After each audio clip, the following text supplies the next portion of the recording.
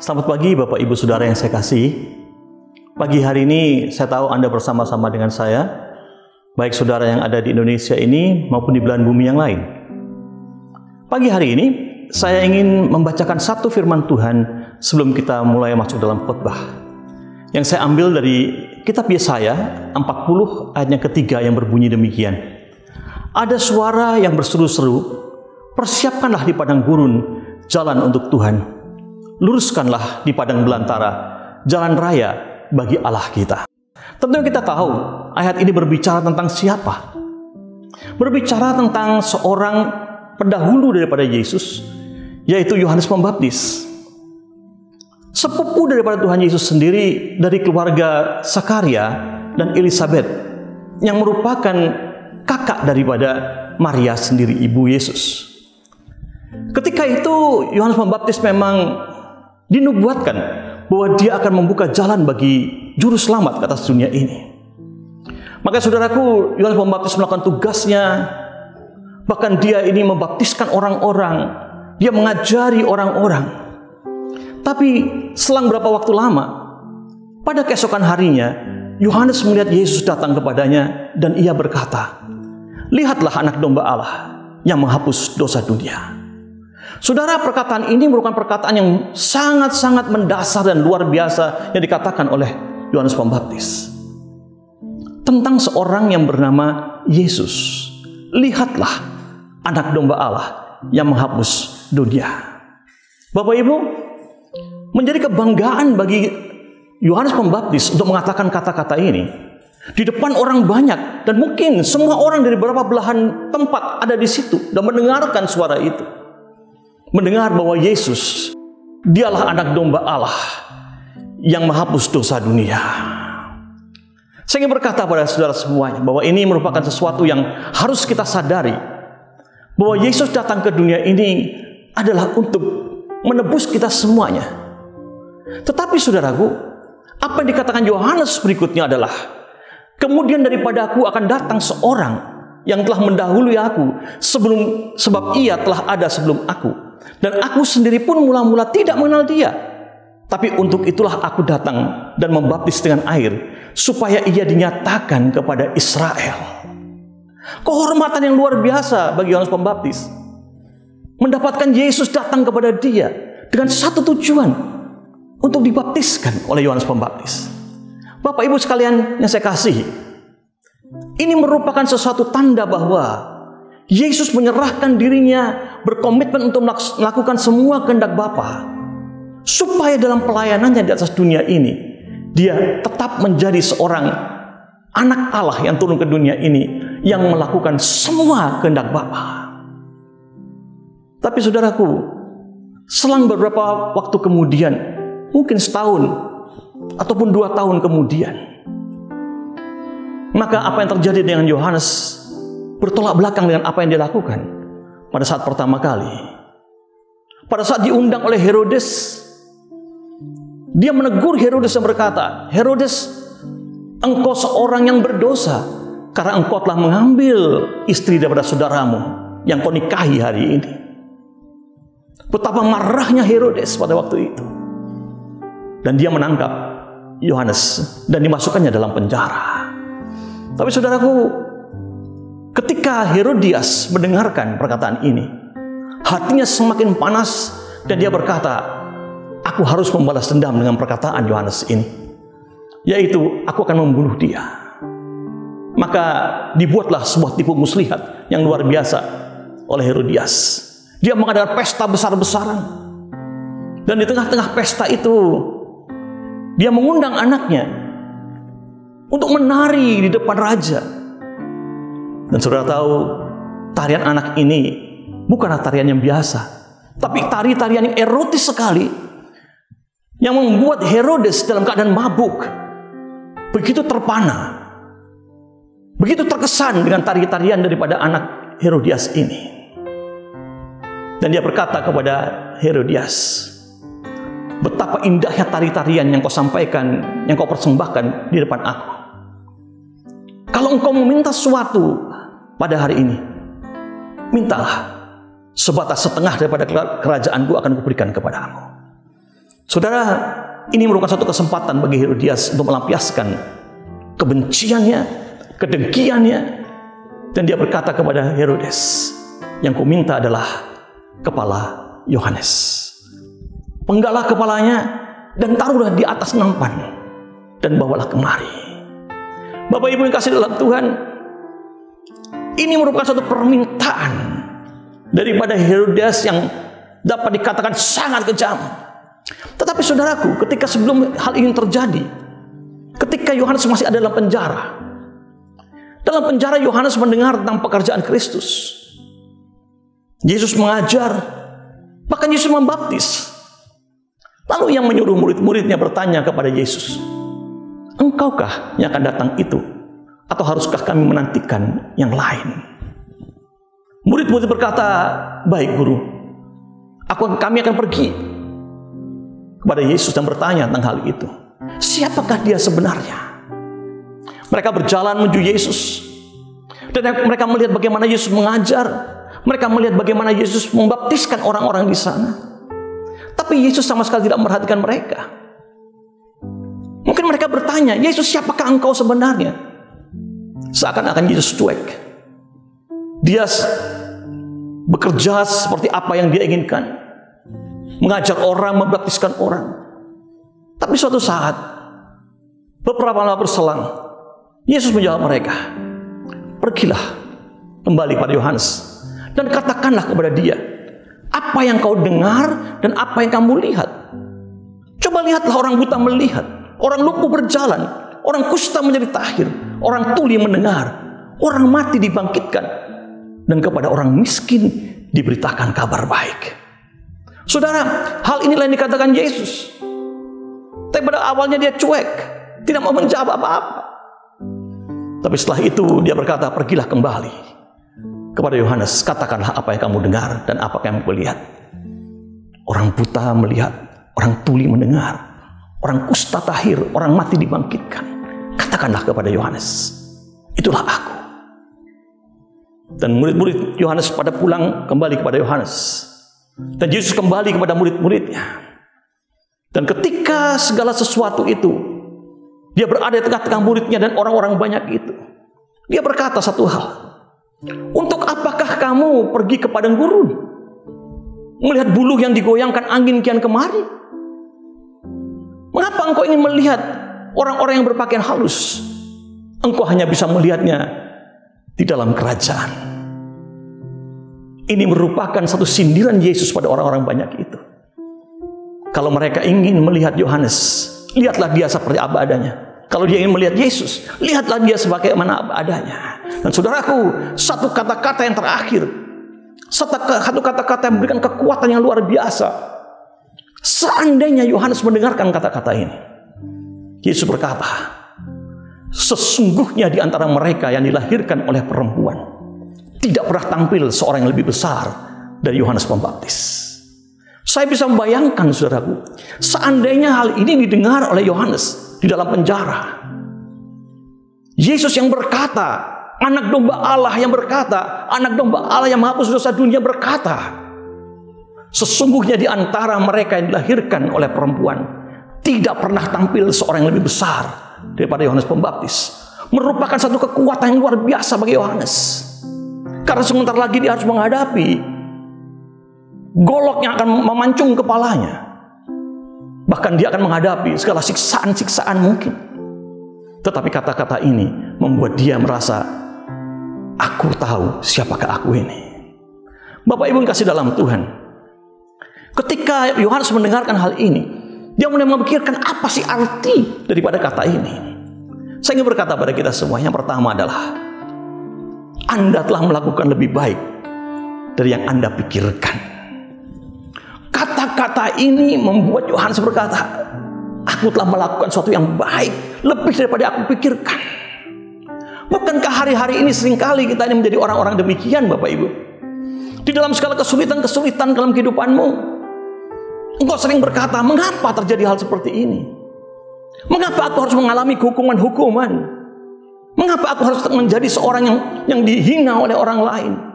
Mengapa aku harus mendapatkan tekanan-tekanan dalam hidupku ini? Tapi dengar baik-baik, dengar baik-baik. Anda telah melakukan lebih baik dari yang Anda pikirkan. Berarti Bapak Ibu, ini merupakan sesuatu introspeksi pada kita semuanya.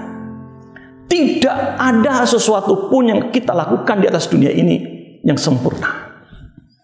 Tetapi dengan usaha yang baik yang kau lakukan, Anda telah melakukan yang lebih baik daripada yang Anda pikirkan sebelumnya. Saudara, iblis selalu akan menuduh saudara, menuduh kelemahan-kelemahan saudara, menuduh segala sesuatu yang tidak sempurna engkau lakukan. Tapi dengar baik-baik, sekali lagi saya katakan kepada saudara, jangan karena kau menyerah kepada iblis. Dorong dia, perangi dia, saudaraku. Bahkan dengan kasih karunia Allah yang diberikan kepadamu, engkau harus memenangi dia, memerangi iblis ini. Bukankah selengkap senjata Allah telah engkau terima? Engkau adalah orang yang lebih baik melakukan dari yang kau pikirkan. Dan ini merupakan sesuatu yang hari-hari ini banyak dari kita merasa tertekan dengan luar biasa. Apakah aku akan meneruskan pekerjaanku, meneruskan pelayananku, meneruskan segala tindakan-tindakan ataupun pekerjaan yang aku lakukan? Saya ingin berkata pada kita semuanya, dengar baik-baik. Jangan pernah engkau berhenti melakukannya. Lakukan terus apa yang engkau harus lakukan. Dalam Pengkhotbah 3 ayat 1-8 dituliskan di sana, ada musimnya, ada masa-masanya. Ada masa orang menabur, ada masa orang menuai. Ada masa orang lahir, ada masa orang itu mati dan meninggal. Ada masanya kita berdansa, tapi ada masanya kita ini dalam keadaan yang bersedih. Semuanya silih berganti. Bahkan diberikan di sana 28 waktu atau masa di mana itu akan terjadi dalam kehidupan. Tapi saudaraku, setelah saya membaca ayat ini, tidak pernah saya temukan kata waktu untuk berhenti atau waktu untuk meninggalkan. Tidak tertulis dalam firman Tuhan ini. Berarti firman Tuhan ini walaupun dalam keadaan yang sangat sulit, keadaan yang sangat-sangat menekan saudara, jangan pernah berhenti, jangan pernah meninggalkan apa yang sudah pernah engkau lakukan. Anda telah melakukan yang lebih baik daripada yang Anda pikirkan. Mengapa Bapak Ibu? Mengapa? Bagaimana saya tahu kan hal ini? Saya ingin berkata pada kita semuanya, Anda tidak di rumah rehabilitasi hari ini. Anda juga tidak berada di rumah duka hari ini. Dan Anda juga tidak berada dalam kubur. Tetapi Anda ada saat ini mendengarkan firman Tuhan yang disampaikan kepada saudara. Berarti saudara adalah orang-orang yang benar-benar diperhatikan oleh Allah. Orang-orang yang lebih baik daripada apa yang kau pikirkan. Sehingga Bapak Ibu, saya ingin berkata pada kita semuanya, seringkali kita ini menjadi orang-orang yang sedih, cemberut, senyum hilang daripada kita semuanya. Tapi tahukah Anda, untuk tersenyum dibutuhkan 72 otot di wajah Anda. Tetapi untuk menjadi orang yang cemberut, orang yang berduka cita, dibutuhkan jauh lebih banyak, 108 otot yang diperlukan untuk Anda cemberut. Berarti saudaraku, energi yang dikeluarkan untuk cemberut jauh lebih besar daripada energi yang dipakai untuk tersenyum. Maka tersenyumlah hari ini. Coba saudaraku, saya ingin melihat saudara tersenyum. Berikan senyum yang paling baik. Bahkan mungkin saudara melihat kiri dan kanan saudara. Coba lihat senyum mereka. Bila saat ini Anda sedang kelelahan atau beban berat, karena pekerjaanmu, karena rumah tanggamu, karena ekonomi, dan Anda putus asa, saya katakan berhentilah sejenak. Berhenti sejenak. Dan yang kedua yang harus Anda lakukan, tersenyumlah. Bapak Ibu Saudara kasih dalam Tuhan, kita perlu menjadi orang-orang yang selalu dikuatkan dalam hati kita. Kita perlu menjadi orang-orang yang benar-benar mendapatkan sesuatu dari orang lain, ataupun sudah memberikan sesuatu kekuatan pada orang lain. Senyum Anda saja sudah melegakan orang lain untuk bisa merasakannya. Siapa yang memberikan senyum, dia akan memperoleh senyum itu kembali.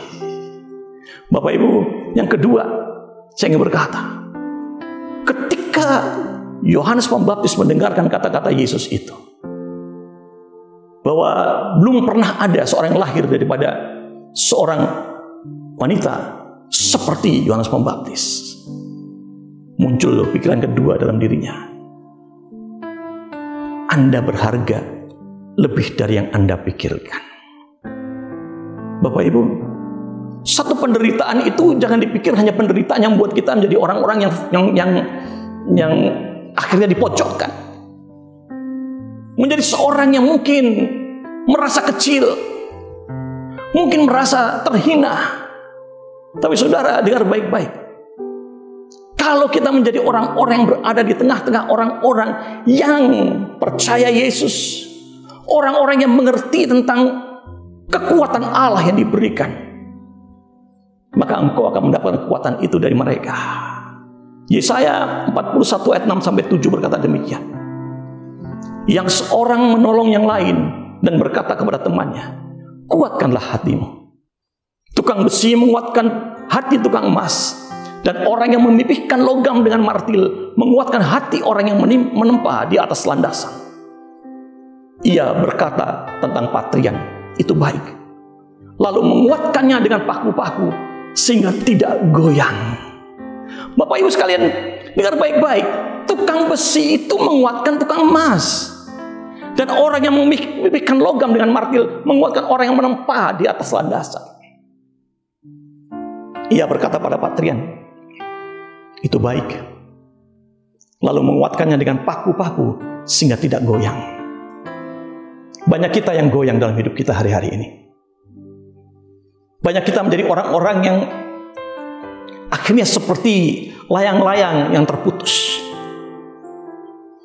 Saya teringat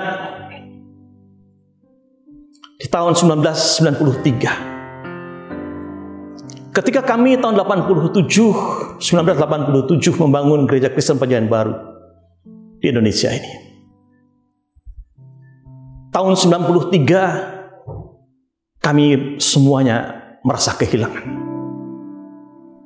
Seorang senior pastor kami, Pendeta Yeremia Rim, dipanggil Tuhan dalam umur yang sangat muda.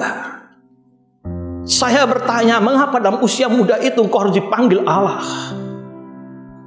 Aku masih berhutang kepadamu. Karena melalui engkau, aku mengenal Yesus sebagai Tuhan Juru Selamat. Kami goyah, teman-teman goyah. Tapi kami teringat apa yang dikatakan Yesaya tadi. Kita saling menguatkan satu dengan yang lain. Saling menguatkan satu dengan yang lain. Saya masih teringat satu kata-kata yang disampaikan oleh beliau, Pendeta Yeremia Rim. Teruskan visi yang telah aku taruhkan di atas kalian. Sampai hari ini saya masih teringat apa yang harus aku lakukan dan apa yang belum aku selesaikan. Bapak Ibu kasih dalam Tuhan, ini merupakan sesuatu yang kita harus pegang baik-baik. Jangan kita goyah tentang segala peristiwa-peristiwa, persoalan-persoalan yang kau hadapi. Tapi kau berkata, Dia yang telah memanggil aku, Dia akan memberikan kekuatan kepada aku. Satu hari ketika Yesus mengajak murid-muridnya untuk naik ke atas gunung, dan ketika mereka sampai di atas gunung, Petrus, Yohanes, dan Yakobus, Yesus berjalan menuju tempat yang lebih tinggi. Dan tiba-tiba Yesus berubah wajahnya menjadi begitu berkilauan seperti matahari. Dan di sebelah kanan dan kiri Yesus tampaklah Musa dan Elia. Saudara, kalau kita membaca Lukas pasal yang ke-9, mengapa Musa dan Elia tampil mengabit Yesus pada saat itu? Saya ingin berkata pada kita semuanya, Yesus dalam keadaan goyah. Karena sebentar lagi dia harus naik ke atas kayu salib. Sebentar lagi dia akan mengalami penyiksaan. Sebentar lagi dia akan mengalami cambukan-cambukan yang luar biasa. Sebentar lagi dia akan merasakan orang yang mengkhianati dia. Salah satu murid yang dikasih. Maka tampillah Musa dan Elia. Mereka berbicara tentang kematian Yesus. Musa berkata kepada Yesus, Yesus, sebelum bangsa Israel masuk ke Kanaan, aku harus mati. Aku tidak bisa masuk Kanaan, tapi aku harus mati supaya seluruh bangsa Israel itu masuk dalam Kanaan. Elia berkata, Yesus, aku harus pergi daripada dunia ini. Aku harus berangkat ke surga, naik kereta yang menyala-nyala itu. Karena apa? Kalau aku tidak pergi ke surga, tidak mungkin ada Elisa. Yesus merasakan kekuatan yang luar biasa dikatakan oleh Musa dan Elia. Sehingga saudaraku, dia berkata kalau mereka harus mati untuk suatu misi yang luar biasa. Mereka harus mati untuk satu pekerjaan yang luar biasa daripada Bapa di surga. Mengapa aku tidak? Bapak Ibu Saudara, ketika malam Yesus ditangkap, atau sebelum dia ditangkap, Yesus bersama-sama dengan murid-muridnya ada di Taman Getsemani. Dan ketika dia berdoa, dia tahu, Bapak Ibu, penderitaannya adalah penderitaan yang sangat-sangat luar biasa yang harus dialami, harus dirasakan. Sampai-sampai dia berkata demikian, ya Bapakku, jikalau engkau mau, ambillah cawan ini daripada aku. Tapi bukanlah kehendakku, melainkan kehendak-Mu lah yang terjadi. Seakan-akan Yesus kembali goyah. Dia berkata, ambillah cawan ini daripadaku. Tapi bukanlah kehendakku, melainkan kehendak-Mu lah yang terjadi. Mengapa cawan itu begitu dahsyatnya bagi Yesus? Mengapa cawan itu demikian mengerikannya bagi dia? Sampai-sampai ketika dia berdoa, peluhnya berubah menjadi darah. Apakah arti cawan itu? Bapak Ibu, sampai-sampai seorang malaikat dari langit harus menampakkan diri kepada Yesus dan memberi kekuatan kepadanya. Baru setelah itu Yesus menyerahkan dirinya. Tapi saudaraku, apakah cawan itu sebenarnya? Kalau kita membaca dalam Yeremia pasal 25 ayat 15, dikatakan demikian. Beginilah firman Tuhan Allah Israel kepadaku, kepada Yeremia. Ambillah dari tanganku piala berisi anggur kehangatan amarah ini, dan minumkanlah isinya kepada segala bangsa yang kepadanya aku mengutus engkau. Saudara, piala atau cawan kehangatan amarah Allah, itulah yang harus diminum oleh Yesus. Maka saudaraku tidak heran ketika dia tergantung di atas kayu salib, dia berkata, Eloi, Eloi, lama sabachthani. Bapakku, Bapakku, mengapa engkau meninggalkan aku? Setelah dia minum cawan itu, cawan kemarahan Allah, cawan murka Allah, Bapa memalingkan kepalanya dari Yesus dan tidak mau melihat kepada dia. Tapi saudaraku, inilah yang dia harus lakukan. Saya ingin berkata pada kita semuanya, Bapak Ibu, kita semuanya pernah mengalami segala sesuatu yang menekan kita, segala sesuatu yang mungkin kita terhimpit, kita terdorong terpojok, kita merasa goyah. Tapi dengar, kekuatan daripada Allah itu yang akan menguatkan engkau semuanya. Kalau saat ini belum pernah ada orang berkata kepada Anda, saya ingin berkata ini, saya bangga akan Anda karena Anda tetap berjuang dan membuat terobosan yang orang lain tidak pernah tahu sebelumnya. Saya bangga dengan Anda Anda adalah orang-orang yang berjuang, membuat terobosan-terobosan. Dan mungkin orang lain tidak tahu kan hal itu. Dan itu jauh lebih baik daripada mereka berkata, ini cuma pencitraan.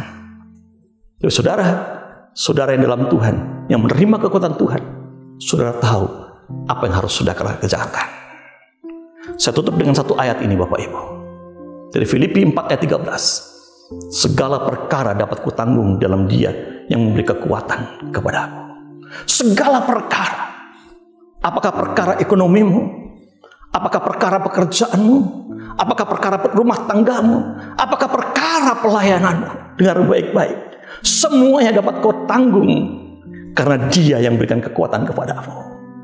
Jangan pernah goyah. Maju terus, maju terus, maju terus. Mendung akan berlalu dan matahari akan bersinar bagi Anda. Ayat berikutnya adalah Filipi 4 ayat 19. Allahku akan memenuhi segala keperluan menurut kekayaan dan kemuliaannya dalam Kristus Yesus. Jangan takut apa yang kau butuhkan. Dia akan memenuhkan segala kebutuhanmu. Saya percaya pagi hari ini Bapak Ibu, Anda telah melakukan yang lebih baik dari yang pernah Anda pikirkan.